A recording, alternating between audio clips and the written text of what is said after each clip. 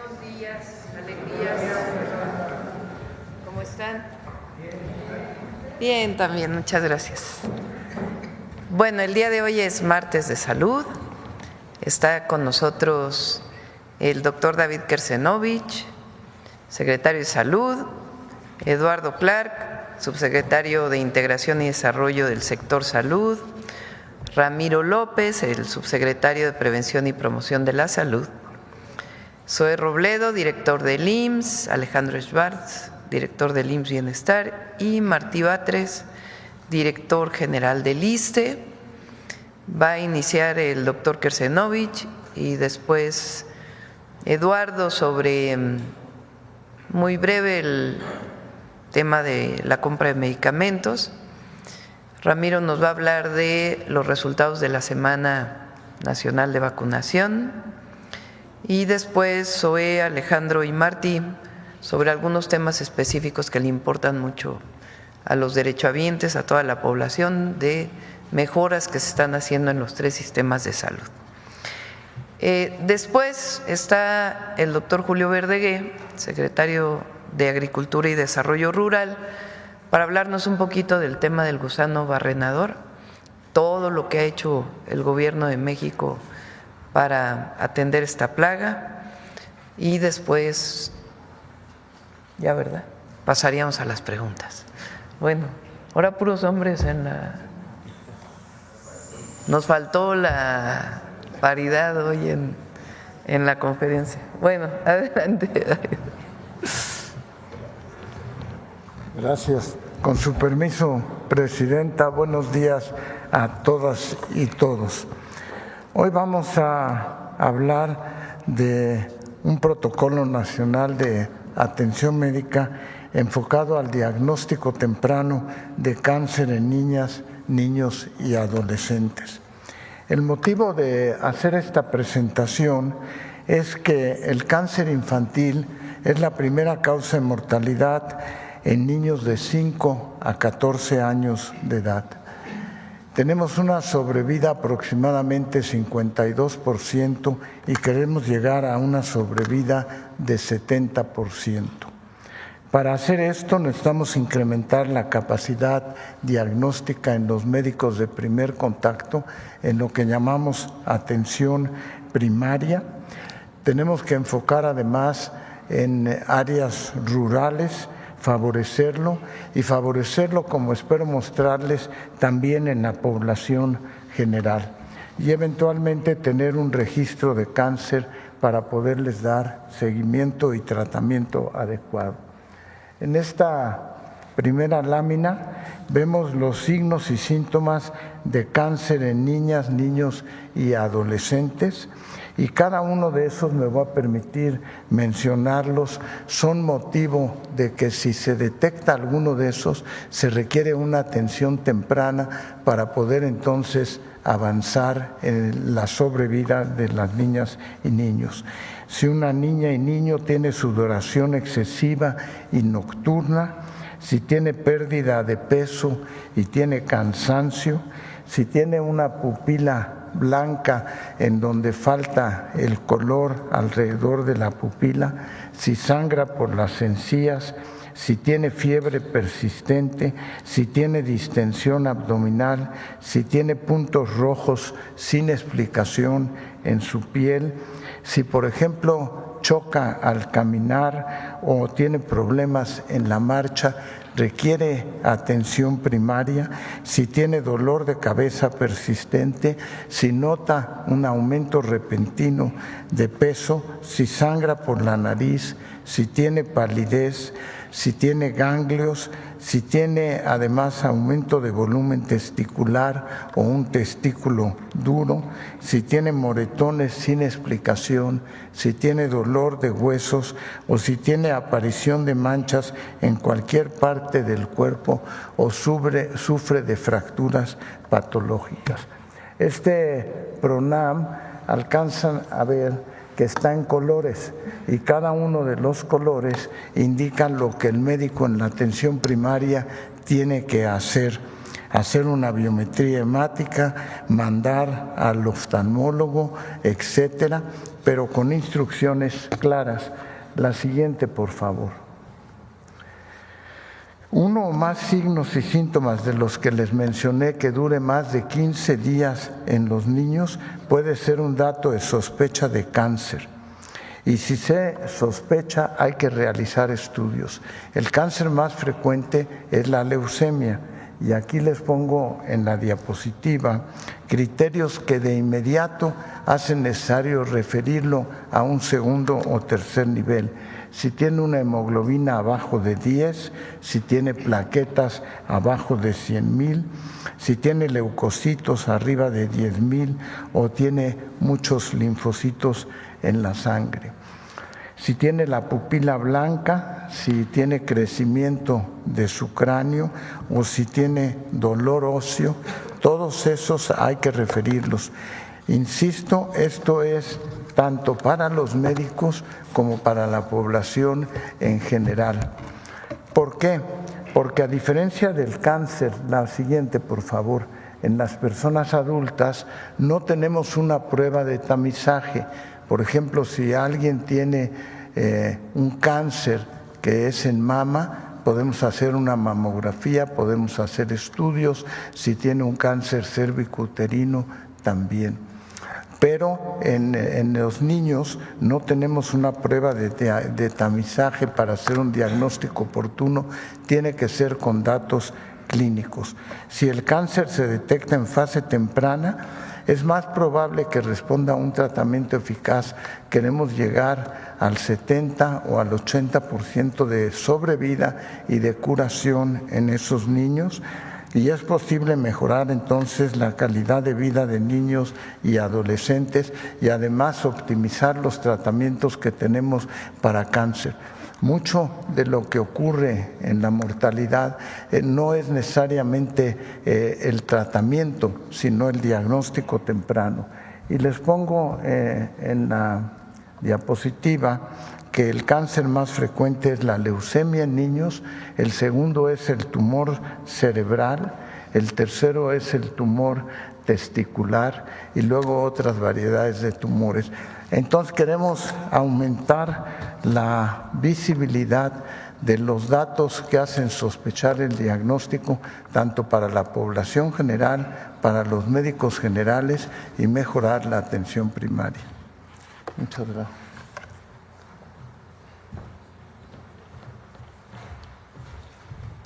Buenos días, con su permiso, Presidenta. Les queremos compartir el avance que tenemos en la generación de los nuevos contratos para continuar con el suministro y el abasto de los medicamentos para todas las clínicas y hospitales del país.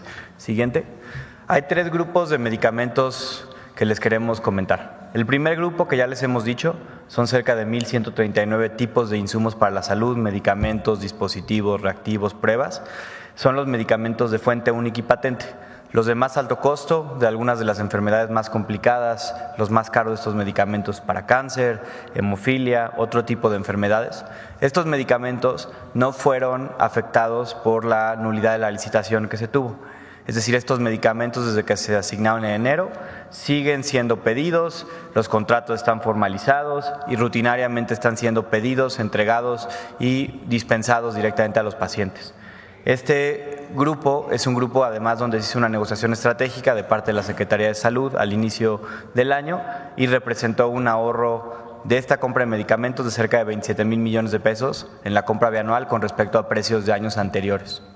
Luego tenemos otro grupo que son 954 tipos de medicamentos que al día de ayer se volvieron a generar nuevos contratos derivados de la nulidad de la licitación.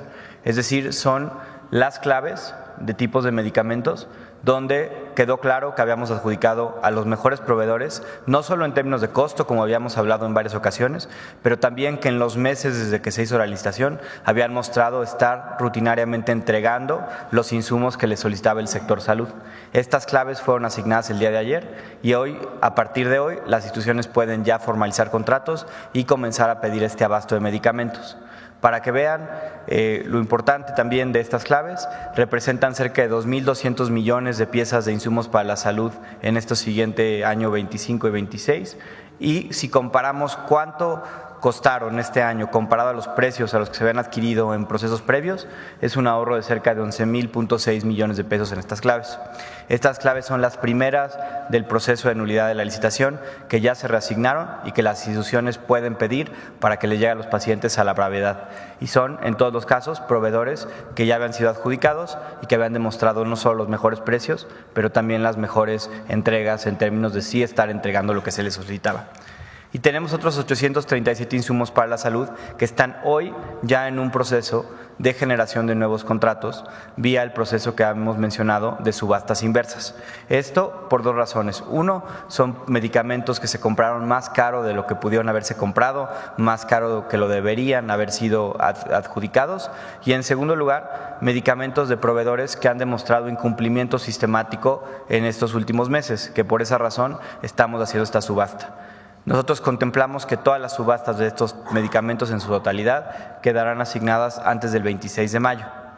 Pero para poder trabajar en paralelo y asegurar que tengamos abasto pleno en los hospitales y clínicas, en estos medicamentos que se van a estar haciendo por subasta inversa, en 175 de ellos, que incorporan 21 oncológicos, hemos realizado también una compra urgente de parte de las instituciones de salud, el IMSS, el ISSSTE, el IMSS Bienestar, los Institutos Nacionales de Salud, etcétera.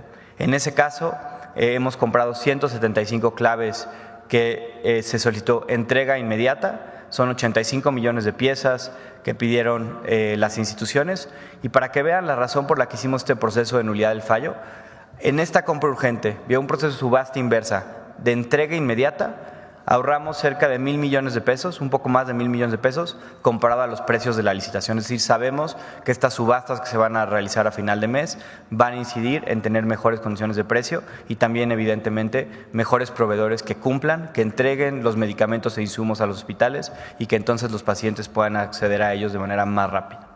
Siguiente. Y finalizar, nada más queremos comentarles cómo va la entrega mes con mes de medicamentos. Podemos ver que en enero el sector que involucra al IMSS, al ISSSTE, al IMSS Bienestar, recibió cerca de 51 millones de piezas de medicamentos. Eso subió un poco en febrero a 67 millones y ya a partir de marzo tenemos números mucho más altos y estables. 168 millones de piezas en marzo y 159 millones de piezas en abril, que en abril baja un poco, también asociado a que tuvimos varios días inhábiles, tanto la Semana Santa como el puente de la última semana del mes, que hacen que pues, ciertos días podamos recibir menos medicamentos al tener menos capacidad resolutiva de recepción.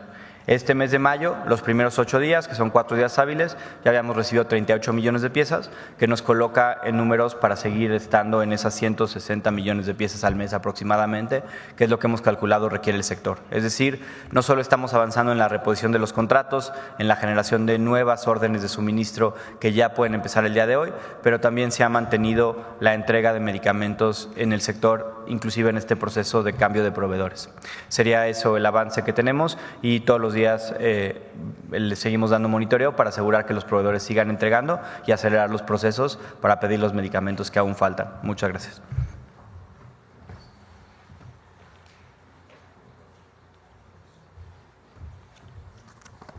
Buenos días, con permiso, presidente. Me da la siguiente, por favor, si son tan amables.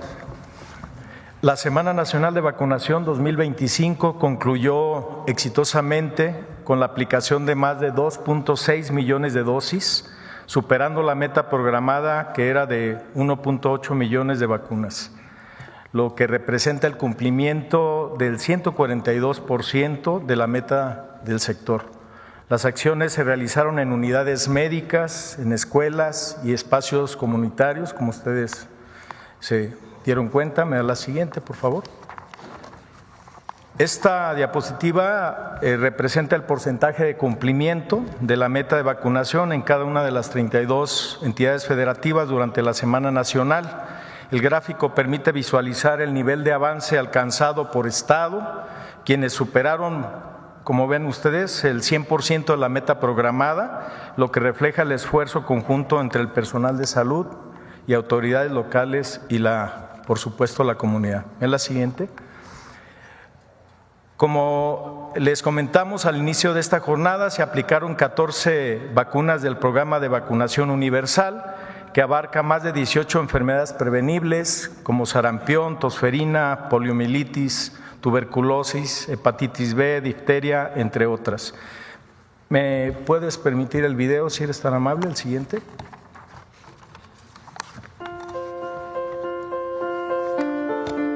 Durante una semana, México se unió con un solo propósito: proteger la salud de su gente. Brigadas, personal de salud y comunidades enteras. La primera Semana Nacional de Vacunación 2025 superó todas las expectativas. Más de 2.600.000 dosis fueron aplicadas en todo el país, alcanzando el 142% de la meta programada, porque cuando México se une, no hay meta imposible. Desde clínicas y escuelas hasta parques y plazas, se instalaron miles de puntos de vacunación para acercar la salud a cada rincón del país. Vacunar es proteger vidas, fortalecer comunidades y construir un país más saludable. Este logro es de todas y todos, y aunque la semana concluye, la vacunación continúa todo el año, porque cuidar de nuestra salud es un acto de amor. Gracias por confiar, gracias por participar, gracias por proteger a México. Vacunarse es salud.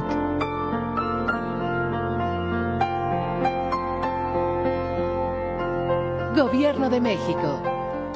Siguiente, por favor. Como vieron en el video, la Semana Nacional de Vacunación concluye de manera oficial, pero las acciones de inmunización continúan de manera permanente en todo el territorio nacional.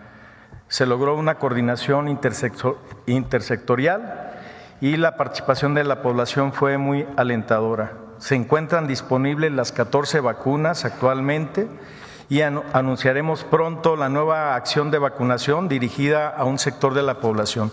No nos queda más que agradecer a cada una y uno de los participantes de esta Semana Nacional, al personal de salud, brigadistas, voluntarios, madres, padres de familia, adultos mayores, medios de comunicación, por supuesto, que nos ayudaron, y la población en general. Y, sobre todo, enfermeras y enfermeros, que a propósito el día de ayer fue su día de fiesta. ¿Sería cuánto, presidente? Muchas gracias. Con su permiso, presidenta, muy buenos días a todas y a todos. Hace unas semanas, el 21 de marzo, en Oaxaca, la doctora Claudia Sheinbaum hizo un planteamiento sobre el fortalecimiento de los sistemas públicos de salud, particularmente quienes prestamos atención médica, el IMSS, el ISSSTE, el IMSS Bienestar. Y ahí para el IMSS nos dio una tarea muy puntual: que las cirugías no se retrasen. En ese sentido, nos pusimos a trabajar todo el equipo del IMSS para hoy poder presentar una estrategia que tiene que ver con los tiempos de espera, tanto para los temas de las cirugías como las consultas de especialidad y la consulta de medicina familiar, que es el eje troncal de un sistema público de salud, la medicina preventiva. Y hoy queremos traer aquí en la Mañanera del Pueblo la estrategia sobre rezago quirúrgico. Como se puede ver, los tiempos de espera en cirugías es un reto global. Todos los sistemas públicos, pero también los privados basados en aseguradoras en el mundo tienen tiempos de espera que se tienen que gestionar entre la oferta y la demanda de servicios. En ese sentido, hay diferentes formas de aproximarse.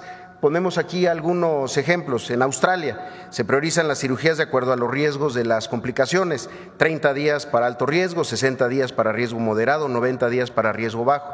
En casos como el de Canadá, un sistema también socializado de atención médica que es universal, gratuito como el nuestro: 28 días para radioterapia, 14 y hasta 182 días para atención cardíaca, 112 días para cirugía de catarata, 182 días para reemplazo de rodilla o de cadera. En España, que también se ha ido privatizando desafortunadamente, ponemos un caso, el de Madrid, donde se tienen 60 días para consulta de especialidad y 180 días para tratamiento electivo. O el Reino Unido, el NHS, que es una de los mejores sistemas que hay en el mundo. También se establecen 62 días entre tamizaje y confirmación de cáncer y 126 días para una cirugía electiva. Incluso estuvimos consultando un documento de la OCDE que habla sobre los tiempos de espera en sistemas de salud.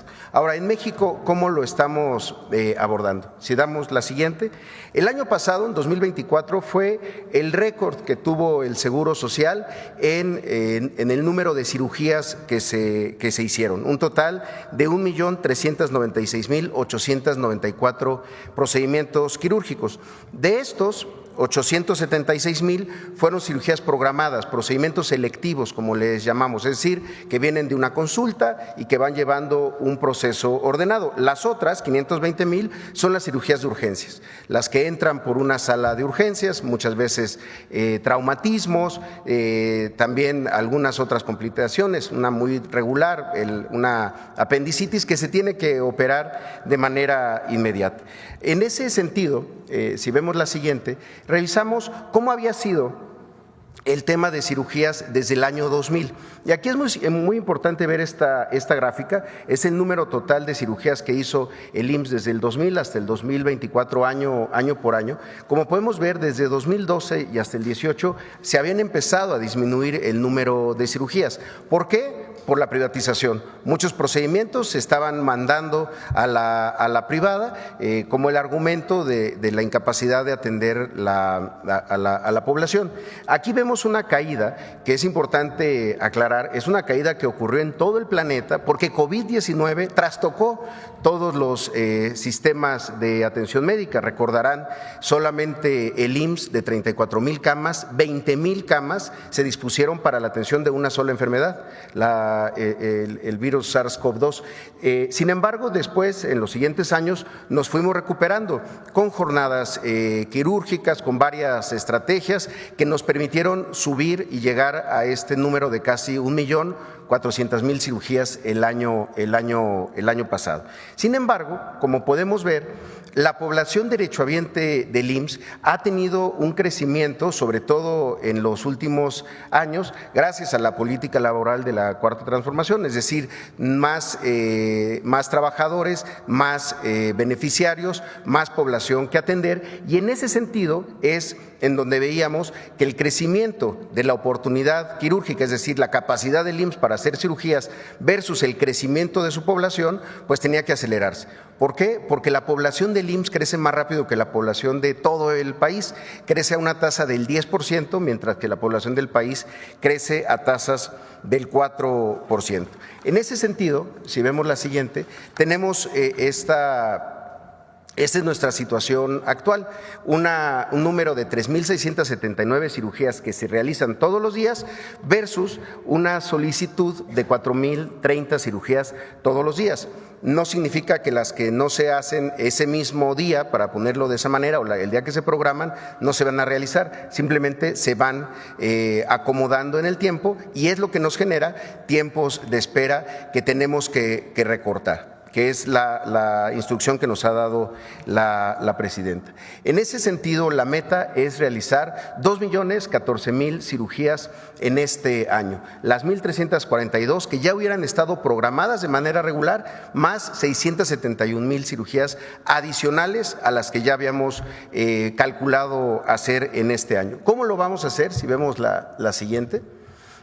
Primero nos dimos a la tarea de recorrer todos y cada uno de los hospitales con una estrategia que involucró a todo el nivel central del IMSS para la identificación real de las necesidades. Y se visitaron los hospitales en los momentos más críticos, en la noche, en donde los turnos van cambiando, en donde hay más necesidad, sobre todo porque la cirugía de urgencias muchas veces desprograma o digamos que trastoca toda la programación de cirugías, porque a veces el quirófano que iba a utilizar para una cirugía se tiene que tener para una urgencia, y lo que tenemos es que distribuir mucho mejor esto. Se nos dimos a la tarea de esto para identificar estas necesidades y establecer esta estrategia. La siguiente. ¿Qué es lo que vamos a hacer? Por un lado, identificamos que había un proceso, el de la contratación de las enfermeras y enfermeros quirúrgicos, es decir, las enfermeras y enfermeros que están al interior de los quirófanos asistiendo a las médicas y a los médicos, que tenemos que contratar con mucho más rapidez, un tema que estamos trabajando ya con nuestro sindicato. También la programación de cirugías los 7 días de la semana. Hay muchos quirófanos que se pueden aprovechar no solamente para las cirugías de urgencia, sino también cirugías electivas los fines de semana. Se identificó también la necesidad de cierto instrumental muy sencillo, esterilizadores también que se deben de renovar. Desde luego, contar con el abasto del 100% de las 931 claves de insumos entre medicamentos y material de curación que se necesitan para la realización de una cirugía.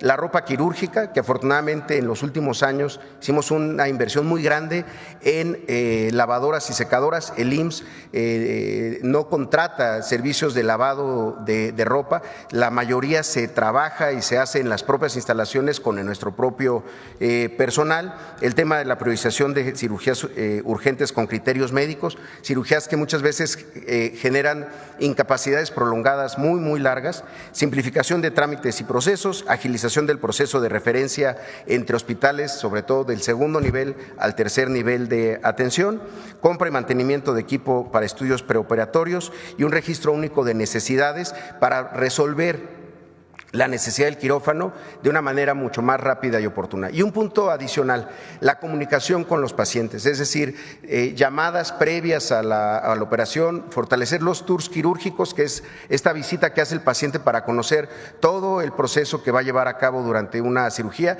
y después de la cirugía también seguimientos vía telefónica. Al final, esta es la meta a la que queremos llegar. Al momento ya llevamos casi 500,000 cirugías y creemos que este mes lograremos un punto de inflexión para que con todas estas estrategias pues logremos la meta de 2 millones de cirugías al final de este año. Muchas gracias, Presidenta. Esteban.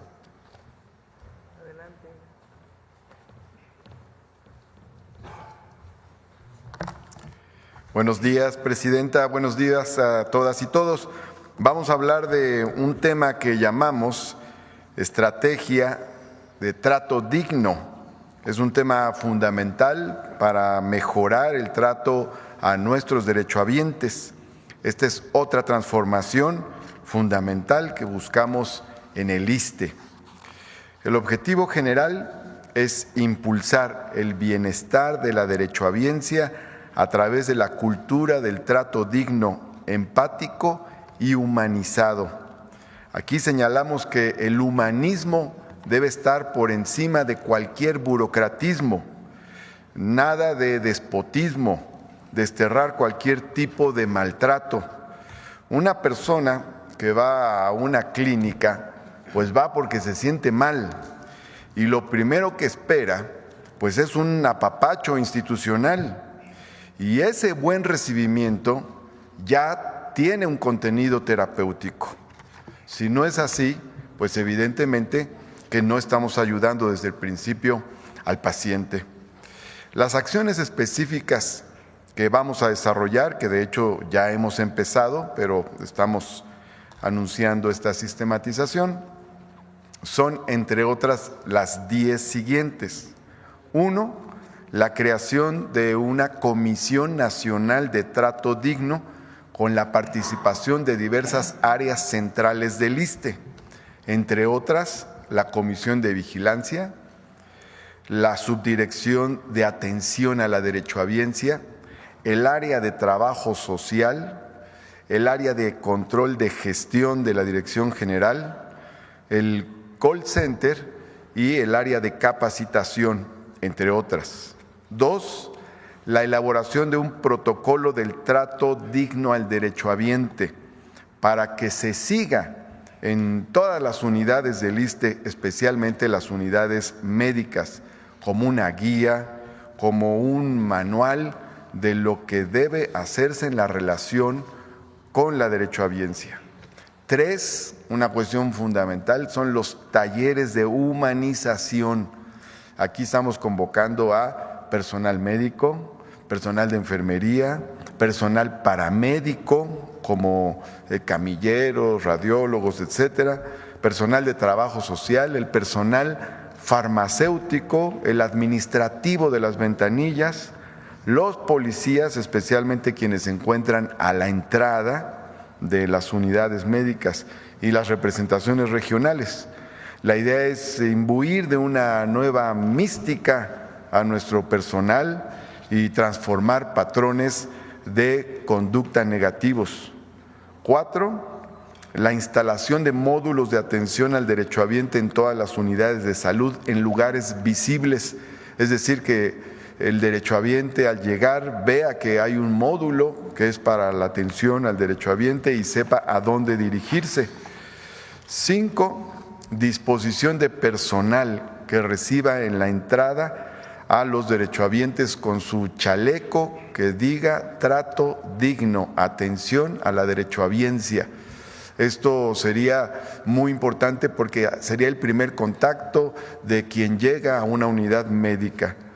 6, la integración de un subequipo de respuesta rápida a quejas y peticiones con el objetivo de saltar barreras burocráticas para que haya una atención inmediata, también a quejas planteadas en las redes sociales y no estar mandando a la gente a una ventanilla y luego a otra interminablemente. 7, la disminución de filas en las clínicas de primer nivel. Ahí se acumulan filas donde se forma la gente que va con objetivos diferentes. Entonces, la idea es separar la fila que va a solicitar consulta de las que van por receta recurrente y de otras que requerirían una atención sencilla e inmediata como medición de glucosa, peso o presión arterial. Luego, 8, la supervisión constante en las áreas de urgencia, donde se acumula mucha tensión, porque como sabemos se entremezclan las llamadas urgencias reales con las urgencias sentidas. 9, la evaluación periódica de la percepción de la derechohabiencia a través de un tablero con indicadores de satisfacción para medir los avances. Y 10, siempre está la pregunta, bueno, ¿a dónde puedo llamar para quejarme si no encuentro este tipo de contactos en mi unidad médica? Tenemos un número, es el 55-4000, es un número sencillo que será ampliamente difundido y el personal que atiende ahí en este call center está siendo capacitado también para esta nueva cultura del trato digno que tiene mucho que ver con el humanismo mexicano. Muchas gracias. Buen día, presidente.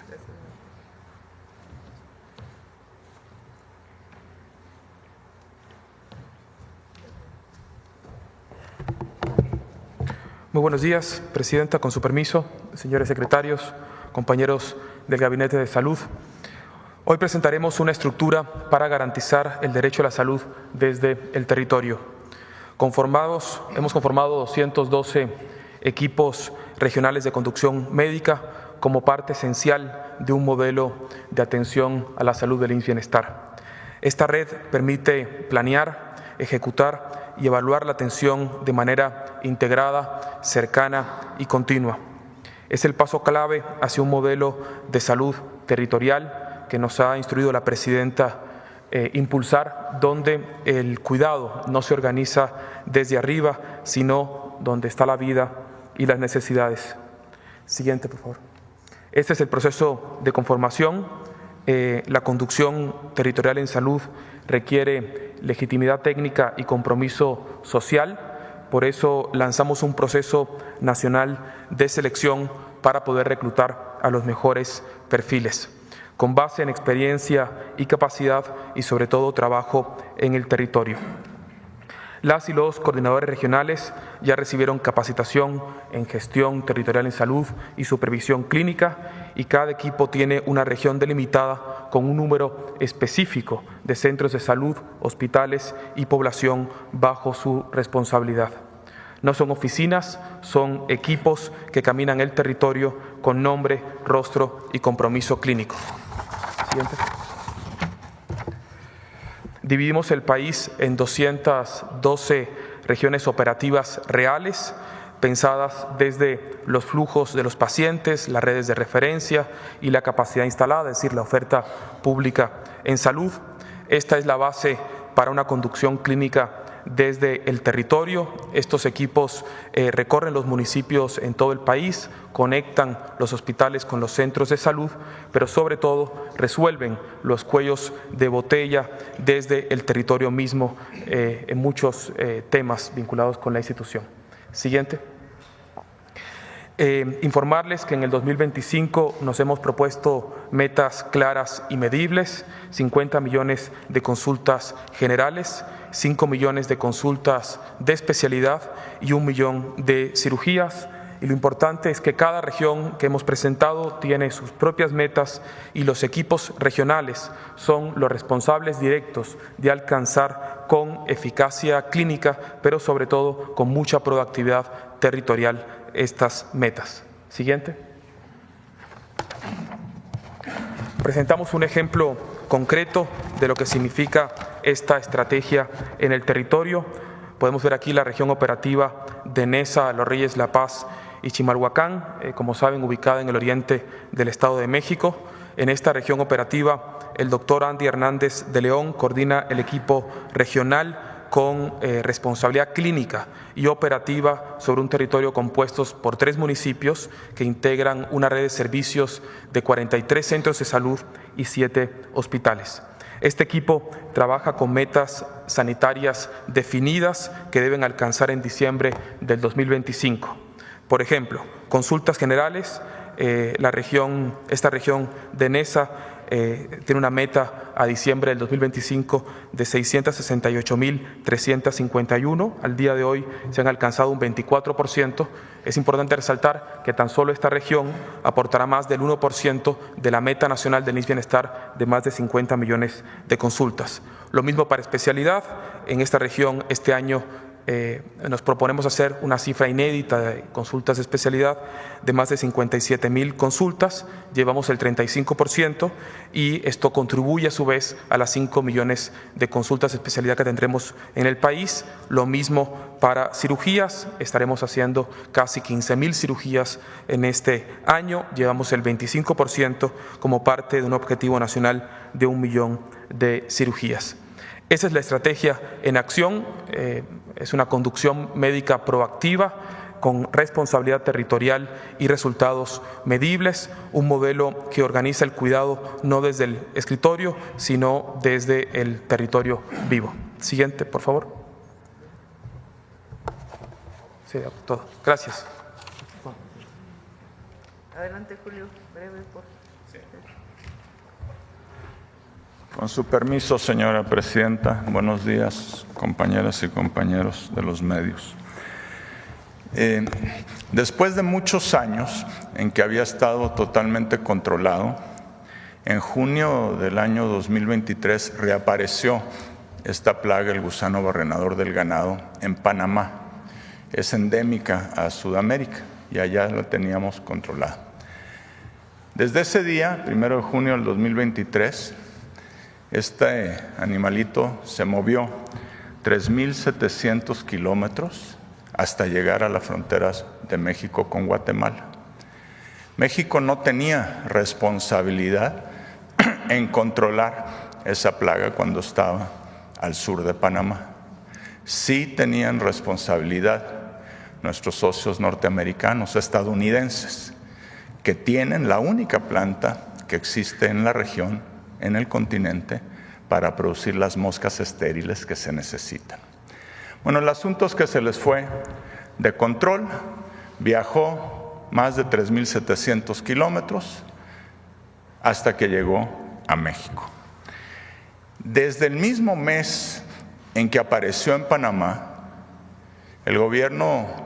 nuestro gobierno anterior, el presidente Andrés Manuel López Obrador, dispuso que se reforzaran las medidas de inspección en aeropuertos, en aduanas, etcétera, porque sabíamos pues que estos animales viajan, pueden viajar en personas, en animales, en fin.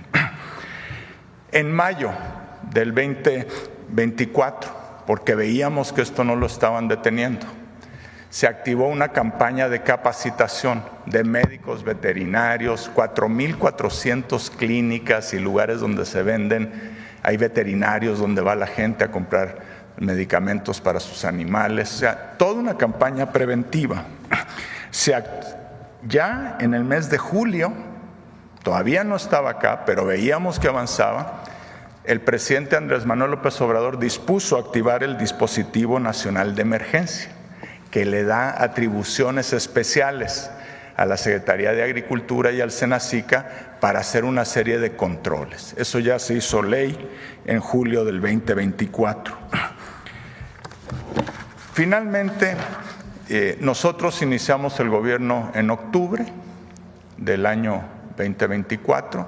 Inmediatamente tomamos contacto con el entonces secretario de Agricultura de los Estados Unidos, revisamos la campaña, acordamos las medidas como lo habíamos acordado desde el día 1 con sus autoridades sanitarias, vimos que las cosas estaban funcionando bien y que teníamos que prepararnos para lo que pudiera venir. De hecho, tuvimos una visita de la subsecretaria de Agricultura responsable de estos temas, estadounidense, que vino a México, nos reunimos con ella, visitó lo que estábamos haciendo, en fin, siempre hemos trabajado de la mano con las autoridades sanitarias estadounidenses. El 24 de noviembre del año 24 detectamos el primer caso aquí en México. ¿Dónde lo detectamos? En puntos de control que se habían establecido con mucha anticipación.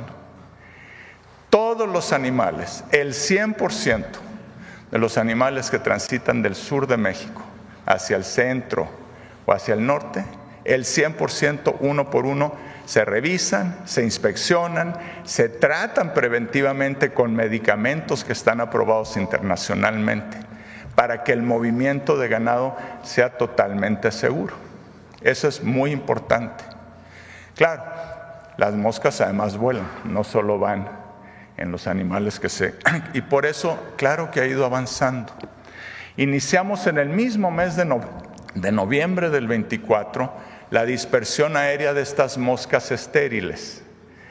No quiero entrar en detalles, tomaría mucho tiempo, pero las moscas estériles son una especie de extinguidor que se usa para apagar este fuego. Interrumpen el ciclo reproductivo de la mosca. Desde noviembre del año pasado empezamos la dispersión, con pocas moscas. ¿Por qué? Porque los Estados Unidos son los únicos que tienen la fábrica de producción de moscas en Panamá y dispersamos todas las moscas que ellos nos facilitaron. Desde entonces hemos mantenido el control de la movilización del ganado, la vigilancia epidemiológica. Quiere decir esto que en zonas donde creemos que hay un riesgo o donde ya sabemos que hay el gusano barrenador, inspectores nuestros y de las asociaciones de ganaderos visitamos los ranchos, inspeccionamos el ganado para tratar de identificar casos. Cuando alguien reporta un caso o lo identificamos nosotros, 20 kilómetros a la redonda se aísla y se visitan todos los ranchos, 20 kilómetros a la redonda, para inspeccionar el ganado y ver que no haya otros casos. Cuando son más al norte, el aislamiento es 40 kilómetros. Eso cuesta decenas de millones de pesos que ha invertido el gobierno federal. Hemos hecho una campaña enorme de capacitación y educación sanitaria. Prácticamente todos los ganaderos de México han sido capacitados, informados. Los médicos veterinarios han sido capacitados e informados. Y como les digo, hemos dispersado moscas estériles, empezaron a aumentar los números de moscas estériles que llegaban a México.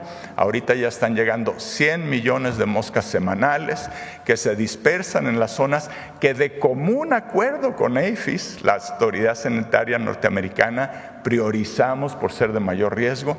Vamos a llegar ya en estos días a 1,000 millones de moscas dispersadas y vamos a mantener ese ritmo. ¿Qué más podemos hacer? Yo me reuní con la secretaria Brooke Rollins de Agricultura de los Estados Unidos el 6 de mayo en su oficina. revisamos las medidas, ellos nos habían hecho saber algunas cosas que querían que mejoráramos, todas ellas, el 100% de las solicitudes se atendieron en horas o máximo en días, porque es de nuestro interés que la campaña funcione bien, no solo por las exportaciones, sino por la salud de los animales de nuestros ganaderos. ¿Qué vamos a hacer? En primer lugar, y el 10 de mayo nos avisaron que nos iban a cerrar la frontera. Finalmente pude hablar con la secretaria Rawlings el domingo 11 de mayo y acordamos una suspensión temporal por 15 días, periodo en el cual vamos a ver qué nuevas medidas, qué podemos reforzar para que en 15 días ellos hagan su evaluación y nos abran la frontera nuevamente, que es lo que México espera. Tomamos ayer un acuerdo con los gobernadores y gobernadoras de los estados exportadores y de los estados del sur que están afectados. También nos reunimos con todas las asociaciones ganaderas. Acordamos una serie de medidas que ya están en implementación, reforzar la movilización, el control a la movilización del ganado. Vamos a hacer un barrido desde el Golfo de México hasta el Pacífico, a la altura de Veracruz, hasta llegar a Oaxaca y sur de Guerrero, visitando el 100% de los ranchos a inspeccionar. Estamos teniendo reuniones diarias con APHIS. En fin, estamos haciendo todo lo que es materialmente posible hacer. Hemos pedido durante meses, sin respuesta, que se abra la planta de producción de moscas estériles en México, en el estado de Chiapas. Seguimos esperando la respuesta de las autoridades porque eso es esencial para poder combatir con efectividad esta plaga. Muchas gracias, Presidenta.